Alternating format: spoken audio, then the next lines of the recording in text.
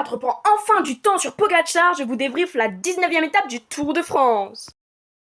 Très vite, une échappée s'est formée de 3 coureurs. Valentin Paré-Peintre, Primož Roglič et Lenny Martinez. Lenny Martinez se fait reprendre par le peloton, puis c'est au tour de Valentin Paré-Peintre. Primož Roglič résiste, mais une vingtaine de kilomètres plus loin, il se fait rattraper en lâchant beaucoup de force. Dure journée pour Kevin Vauquelin qui lâche très rapidement le peloton des favoris. Primož Roglič lâche aussi dès le début de la montée de la Plagne.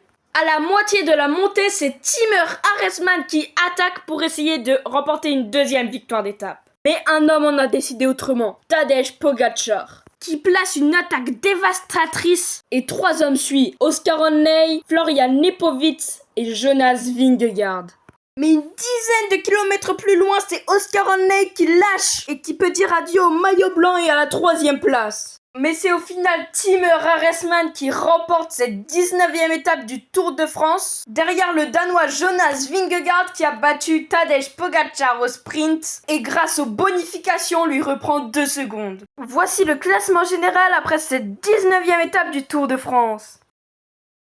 Rien ne change, Tadej Pogačar gardera son maillot jaune et son maillot à pois. Le vert est plus que confirmé par Jonathan Milan. Et le maillot blanc, c'est Florian Nepovitz.